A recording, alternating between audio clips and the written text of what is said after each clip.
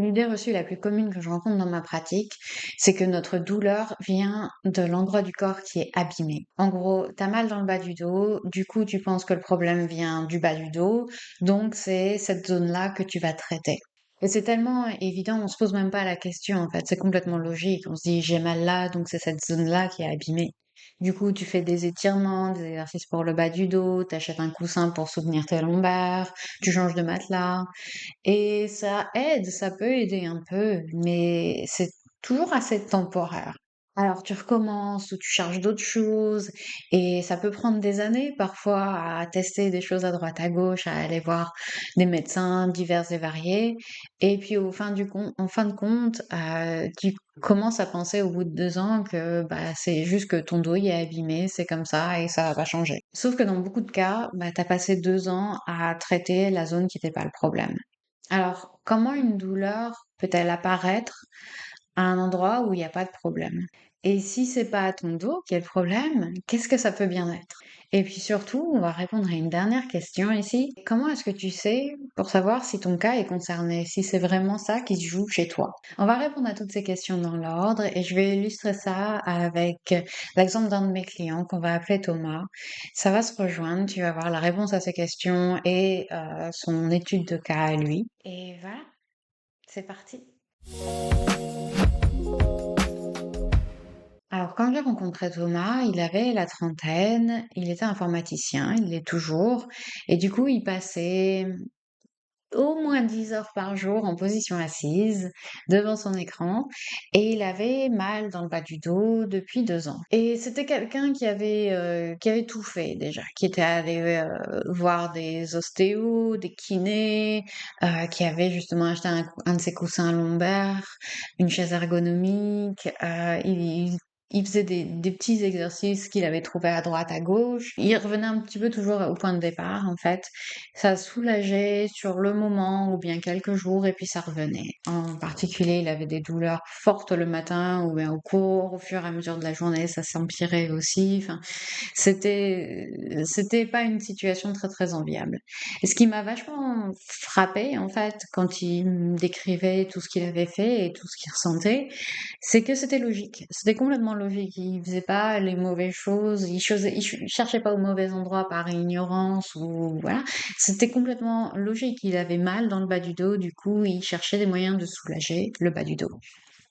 Mais on va voir comment cette logique peut se retourner contre toi. Donc, je voudrais que tu imagines ton bassin comme un bol. Je vais te montrer une image d'ailleurs, parce que c'est l'image du bassin. On fait ça old school. Je te montre moi-même. Je ne fais pas d'illustration parce que je suis nulle en editing. J'aime pas ça. Donc, on voit ici le bassin comme un bol, attends, parce que c'est dur à faire comme ça. Oh, non, dans l'autre sens. Une soucoupe, un petit bol ici avec la colonne vertébrale qui est au-dessus et les jambes de l'autre côté, les jambes qui soutiennent ce bol. Donc, c'est un pont. Notre bassin, c'est un pont entre le dos et les jambes, littéralement. Et il y a un muscle qui vient, que je vais peut-être mettre justement en editing, là, sur le côté, qui s'appelle le psoas et qui fait ce lien entre le dos et les jambes qui traverse le bassin. Donc, le muscle du psoas. Maintenant, on va visualiser le mouvement de ce muscle. Si ce muscle qui vient qui, qui trouve son origine dans mes vertèbres, à peu près à ce niveau-là. Donc, il est assez profond, hein, le psoas. Faut l'imaginer au centre de mon corps. Mais il vient à peu près, voilà, en bas de ma cage thoracique, sur mes vertèbres, et il descend jusque sur ma jambe. Il fait le lien, donc, entre ma colonne vertébrale et ma jambe en passant par mon bassin. Je vais mettre mes deux doigts ici pour que tu vois le début et la fin de ce muscle, plus ou moins, hein. Je suis pas non plus, c'est pas une science exacte. Si mon bassin bascule vers l'avant, si je suis du genre à être assez cambré, et c'est mon cas, si mon bassin bascule vers l'avant, qu'est-ce qui arrive à la distance entre mes doigts? Donc la distance entre mes doigts, peut-être que tu le vois, elle augmente. On voit même que ça tire sur mon t-shirt parce que je suis en train d'appuyer. Donc là, ça tire, ça étire ce muscle-là. Mes lombaires se creusent aussi, ça crée une compression au niveau de mes lombaires qui est d'ailleurs pas très très agréable pour ma part. Et maintenant, si je fais l'inverse, si je passe toute la journée en position assise, donc on imagine, je suis assise sur ma chaise, ma jambe est donc relevée, qu'est-ce qui se passe? La distance entre mes doigts, qu'est-ce qu'on voit aussi au niveau de mon t-shirt? Il y a du mou en fait, mon psoas. Il reste toute la journée, c'est 8 heures, 10 heures, 14 heures peut-être, dans cette position plus raccourcie, contractée. Et à l'inverse, si on imagine mes fessiers, qu'est-ce qui arrive à mes fessiers? C'est le muscle antagoniste, donc il est de l'autre côté de mon corps. Si je suis en position debout au niveau des fessiers, ça va se raccourcir, se contracter. Mais si je suis en position assise toute la journée, là, il y a de l'étirement qui se passe au niveau des fessiers. Si nos hanches deviennent raides, si elles ne bougent plus assez, si elles s'habituent à cette position assise, il va y avoir des conséquences sur le reste du corps, en particulier sur les zones du corps qui sont adjacentes à nos hanches. Et donc, c'est la réponse à notre première question. Notre corps ne fonctionne pas en pièces détachées. Rien ne fonctionne en isolation dans le corps. Et c'est quelque chose que tu sais déjà si tu écoutes ce podcast assez régulièrement. La zone qui fait mal, c'est souvent la zone qui compense. C'est pas forcément la zone qui dysfonctionne.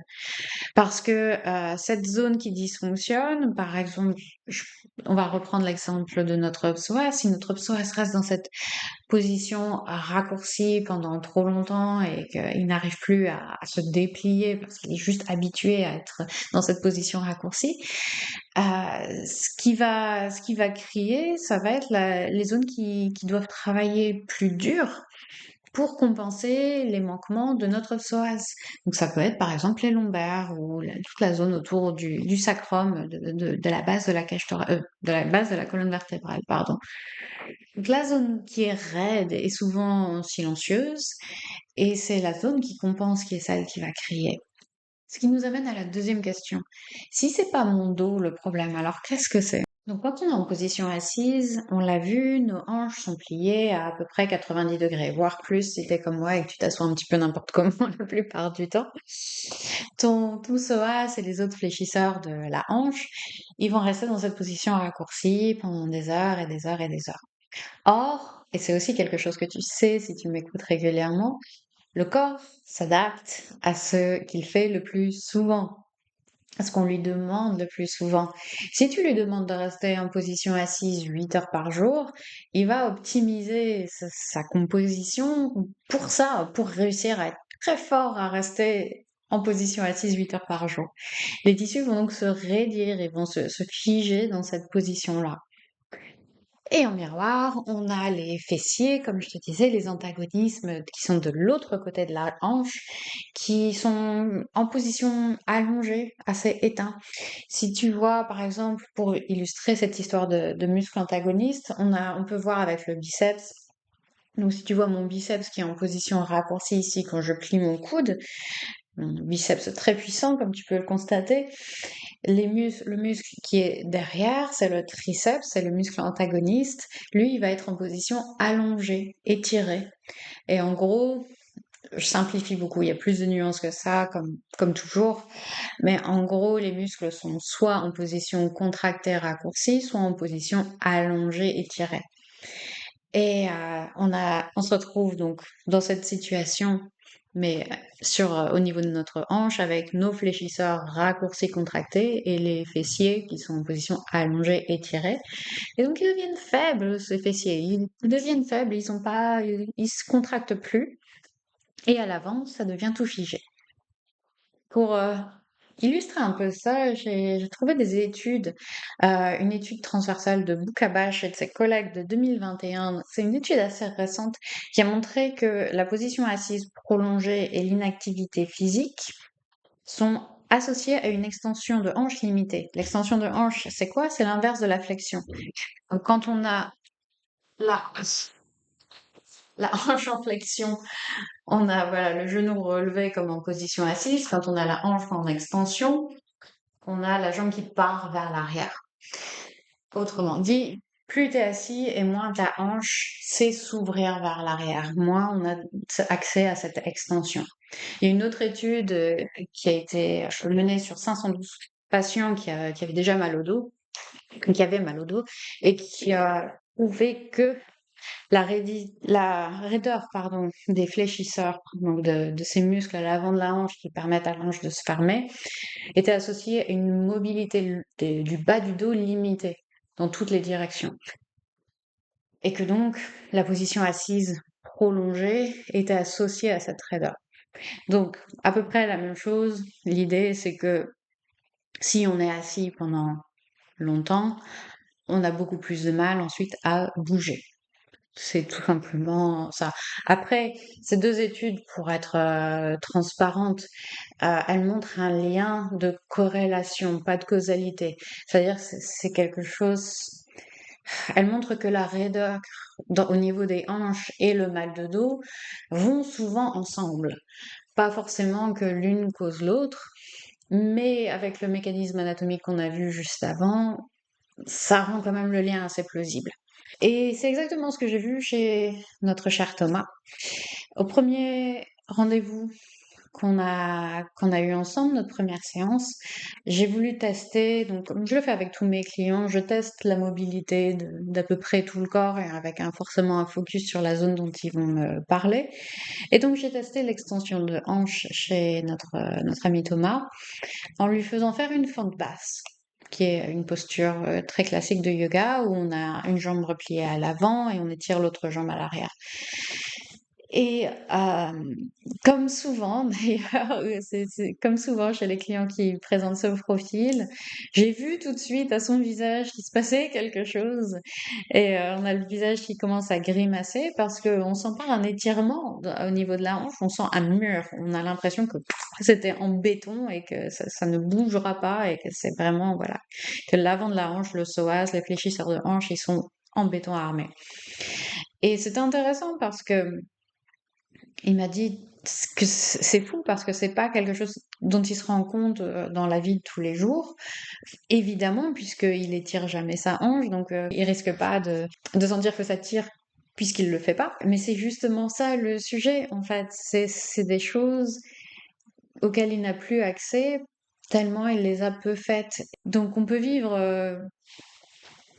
pendant 10 ans comme ça, avec des hanches complètement verrouillées, sans jamais vraiment y penser, parce que on n'a juste plus l'habitude de s'asseoir sur le sol, ou d'étirer ses jambes, ou de faire X choses. Et on arrive aussi au fait que la zone qui pose problème, la zone par exemple des fléchisseurs de hanches, elle fait aucun bruit, comme je disais dans la première partie. Donc comment on fait pour repérer ça? Il y a 3 signes. 3 signes que tes hanches sont potentiellement en cause. Le premier signe, ça va être la raideur au lever. Le matin, ou bien après une longue réunion, ou voilà, quand tu as passé plusieurs heures sur ta chaise ou dans ton lit, et que tu te relèves, que tu te lèves, tu as l'impression d'ouvrir une vieille porte qui grince. Les premières secondes debout, tu peux même pas complètement te redresser, ou tu marches un peu bizarrement. Ça, c'est souvent le psoas qui, justement, a- a pris le pli de la position assise et n'arrive plus à complètement se déplier. Le deuxième signe, ça va être que la douleur augmente quand tu es assis longtemps. Ce que je vois souvent j'ai plusieurs clientes qui m'ont déjà parlé de ça, qui m'ont dit, c'est marrant parce que quand je suis en vacances, je fais des choses qui sollicitent vachement mon dos, je porte des choses, je vais faire de la randonnée, nanana, et pourtant j'ai moins mal. Comment ça se fait que j'ai moins mal au dos alors que je le sollicite vachement plus et que je partirais du principe qu'il vaut mieux enfin, que de rester assise, à pas trop l'embêter, c'est ça qui va le faire aller mieux. Et ben c'est l'inverse en fait, c'est complètement l'inverse, parce que quand on marche, quand on le sollicite, quand on bouge, on ramène un peu de vie, un peu de mobilité, un peu de circulation, d'hydratation dans tous ces tissus. Ça réveille nos fessiers endormis, ça étire parce que on fait bouger les hanches en extension avec la marche, ça fait glisser les choses, voilà, ça fait plein de choses bien et notre corps aime le mouvement. Et donc c'est vraiment une piste intéressante si jamais tu as l'impression que la douleur augmente quand tu passes beaucoup de temps assis ou allongé. Regarde ce qui se passe au niveau de tes hanches. Et d'ailleurs, le troisième signe, c'est que la marche va te soulager, que la marche va mobiliser doucement nos hanches. Et voilà, et si 10 minutes de marche te font plus de bien, pardon, que 10 minutes d'exercice pour le dos, par exemple, ton corps, il t'envoie quand même un signe assez intéressant et il faudrait peut-être l'écouter. Après, tout ça, c'est des pistes, c'est des pistes à explorer. Je suis pas en train de poser un diagnostic. Et surtout, si tu as une douleur qui irradie dans ta jambe ou si tu as des fourmillements, si tu as tellement mal le soir que ça te réveille la nuit, va voir un médecin, va voir un professionnel de santé, va pas voir des vidéos sur YouTube, va, va voir quelqu'un qui va pouvoir t'aiguiller correctement parce que ça peut tout à fait être quelque chose d'autre. Donc voilà. Mais dans mon cas, enfin, dans le cas de Thomas, dans notre cas, Thomas, il cochait les trois cases. La raideur au lever, la douleur qui augmente quand il passe en position assise, quand il reste en position assise, et puis le fait que la douleur est soulagée quand il marchait. Et une fois qu'on a cette idée-là, on se rend compte que les exercices, par exemple d'étirement pour le dos, c'est chouette, hein. J'en fais avec mes clients, j'en ai fait d'ailleurs avec Thomas, mais c'est pas ça qui va régler le problème en fait. Si tu veux, tu peux imaginer ta douleur lombaire comme le message. Le mal de dos, c'est le message. Les lombaires, c'est le messager. Tu peux masser le messager pendant des heures. Si la cause, elle est plus bas, elle est dans les hanches, le message, il va reviendre.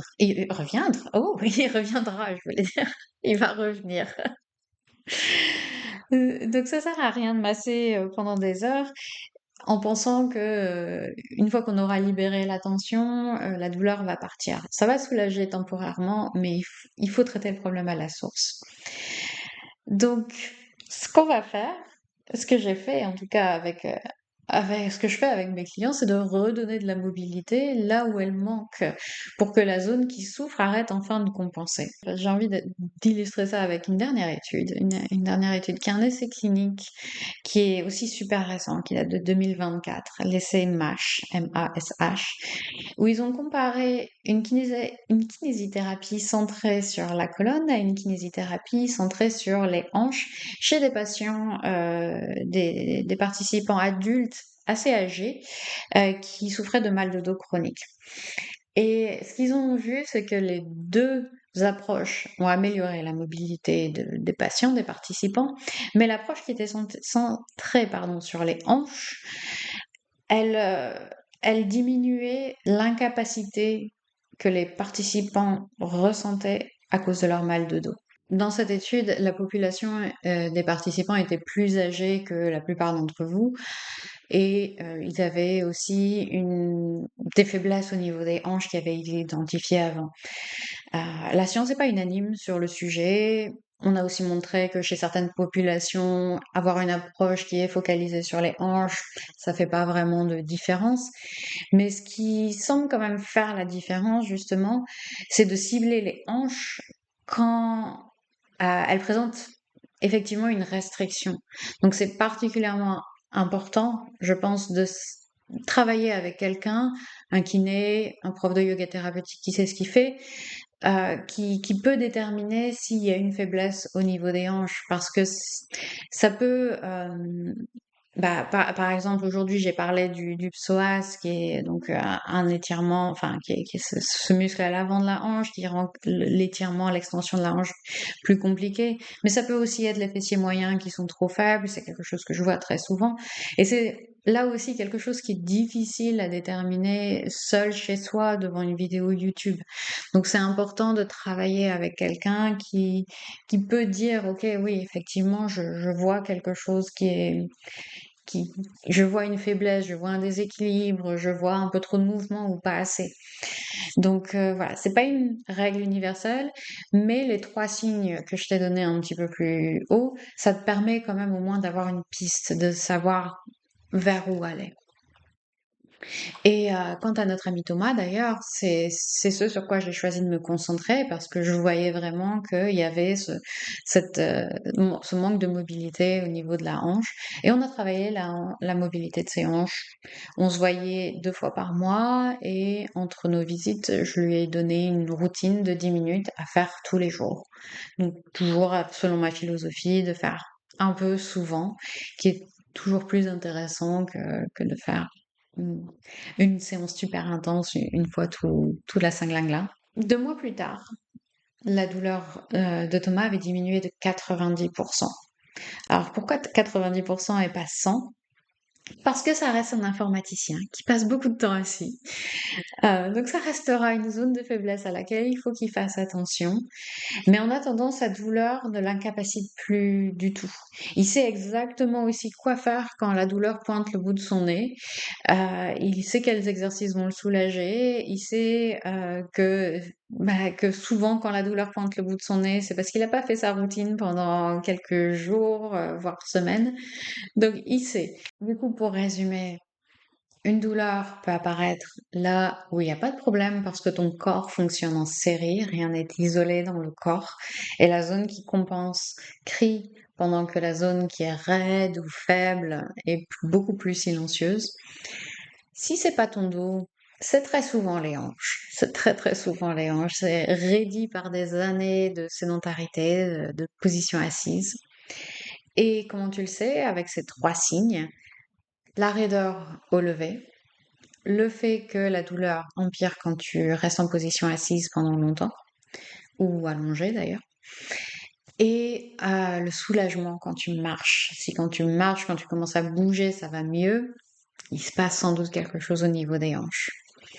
Donc si tu retiens qu'une chose de cette vidéo, c'est de te lever et de faire 30 secondes de fente basse plusieurs fois par jour. Peut-être une fois le matin, une fois dans l'après-midi, une fois le soir. C'est vraiment le minimum que tu puisses faire, mais c'est déjà quelque chose, un peu souvent, n'est-ce pas? Si tu veux une version guidée d'une routine spéciale en shred, j'en ai publié une ce dimanche, le lien est dans la description. Et si tu passes tes journées assise ou assis et que tu veux une approche complète, mon mini-programme gratuit qui s'appelle Posture Reset est fait exactement pour ça. Le lien est dans la description également. Toutes les études que j'ai citées sont également en lien dans la description. N'hésite pas à t'abonner, à liker cette vidéo, à me laisser un avis, ça m'aide énormément et ça me fait toujours très plaisir. Et moi, je te dis à la semaine prochaine pour une nouvelle vidéo. Ciao, ciao, prends soin de toi.